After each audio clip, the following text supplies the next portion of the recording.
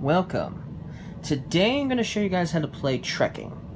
Trekking is about national parks, going around the North American continent and a few islands, and going to all these national parks and visiting them. That's what this game's about, trying to go to as many national parks as you can. Now, there are multiple ways you can get victor points in this game. You can get victor points when you stop at one of these locations here.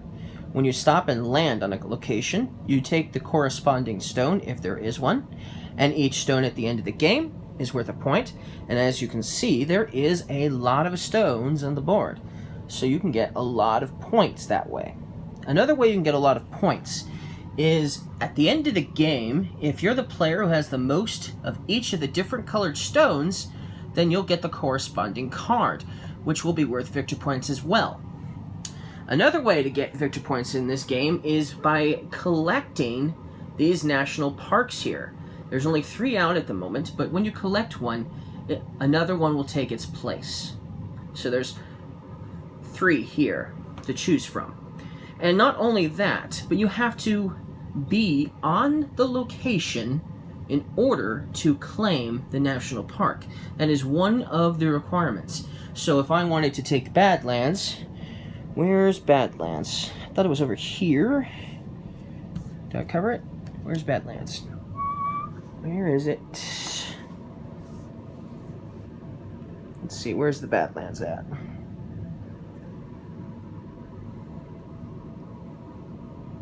There's so many national parks, do I have to... there it is. So here's the Badlands. I was thinking it was towards Arizona or something.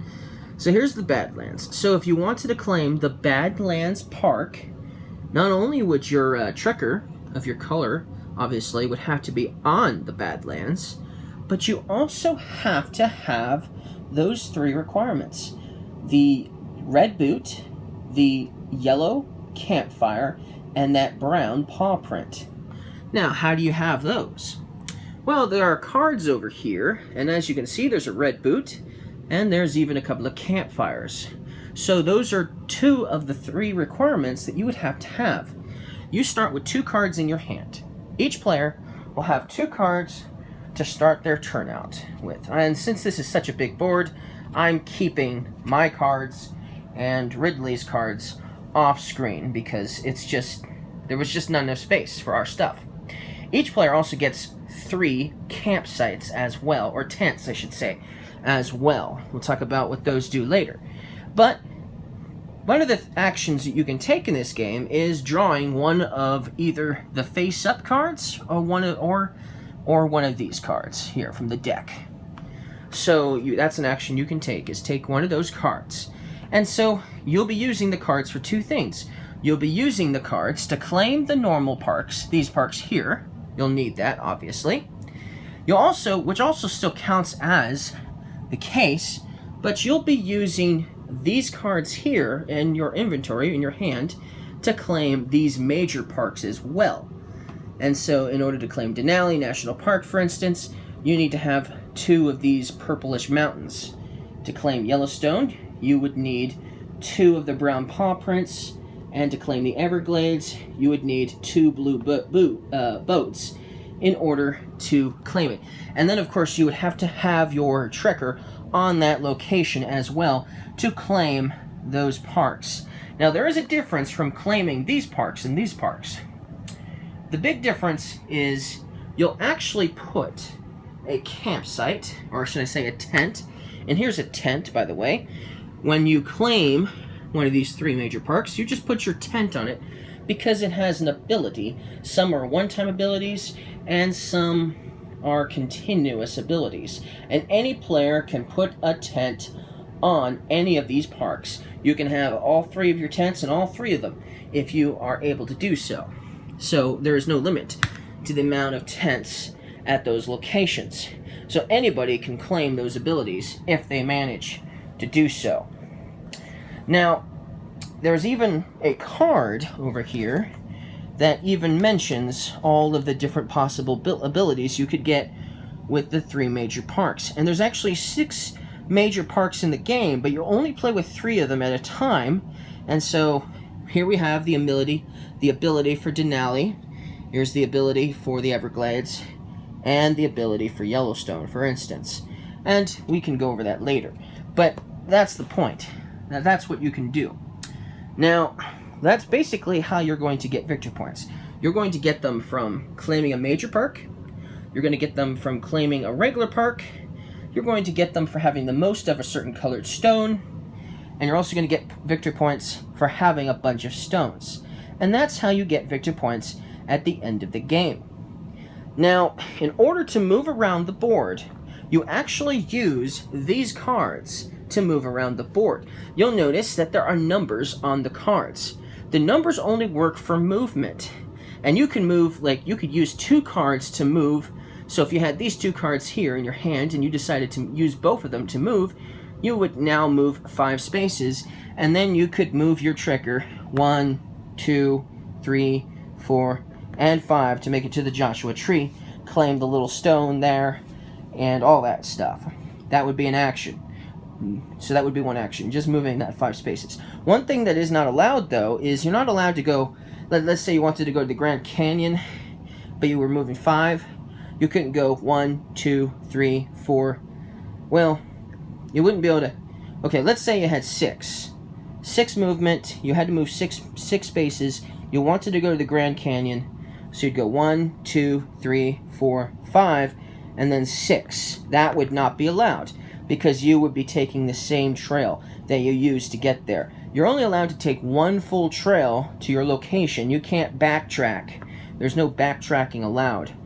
Now, another thing that's not allowed, let's say you wanted to go to the Grand Canyon and a player was on the Petrified Forest and you were using this route to get to the Grand Canyon. You had exactly 4 to land on the Grand Canyon. Well, unfortunately, you can't go this route because you are blocked by the player who's on the Petrified Forest. You cannot go through a location that already has a trekker on it. But you can always go around 1, 2, 3, 4, 5, but then obviously that would be more than 1 in that case. But still, that's something that's not allowed. One thing that is allowed, though, if a character, a trekker, is currently on a park, and that's the park you're going to, you are allowed to go to the same park as them, but you bump them off, and they go back to start. So that is allowed. Now, that could be problematic to the player who has to go back to start. Maybe they were trying to make their way over here, and so now they have, well, a lot more distance to go. But maybe that helps them, too, because maybe they got what they needed over here, and they wanted to go, I know, to the Everglades. And now they're much closer to the Everglades, for instance. So, it just comes down to, I guess, personal preference of what park you're trying to go towards, for instance, and work towards. And basically, that's basically how the movement works. So you're allowed 2 actions on your turn. Alright, and I already talked about moving. That's one of the actions that you are allowed to take on your turn. So you can move. And you also are allowed to take the same action twice. So if you had more than 2 cards, or you decided to move 2 separate times but with 1 card each, that would be allowed. And then you could move to 2 locations in that turn and take a couple of stones, possibly, for instance. You can also draw a Trek card. The Trek cards are the cards with the numbers and all the different colors and, forest, campfire, boot, and all that. That's on those cards. So those are the Trek cards. You can take one of those. You can take one from, what you can see, or you can just take one from the top, your choice. You can also do that twice if you want, or you can move and take a Trek card. It's up to you. And the other 2 types of actions you can take is claim a park card and occupy a major park. So, for instance, you've moved to, the Badlands up there. There's the Badlands. You move to that location, and you have everything you need to claim the Badlands. You could then claim the park card at that moment because you still have 1 action available. So that is a possibility. And of course, occupying a major park is also considered an action as well, a separate action. So those are all the actions that you can take on your turn. Now, the way this game ends, it can end in two different ways. If every stone on the board is taken, which most likely would not happen in a two-player game, which is what I have it set up for, if all the stones are taken, then the game ends. Now, the other way the game ends is if a player achieves, or should I say claims, 5 of these regular national parks here. If they claim 5 of them, then the game is over. The major parks do not count towards that, though. Only these do, just so you know. Now, if you are player 1, the player who went first, you also get this nice brown bear, meeple, to show that you are the player that went first.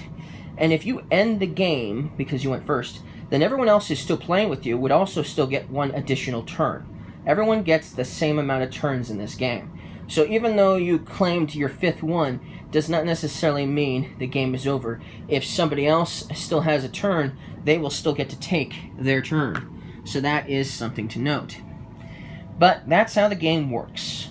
So in the next video, I'm actually going to do some gameplay. I don't know if I'll play the full game, but I will definitely try to claim at least a couple of parks to show you how this game works, at least. If not, play the full game. Who knows?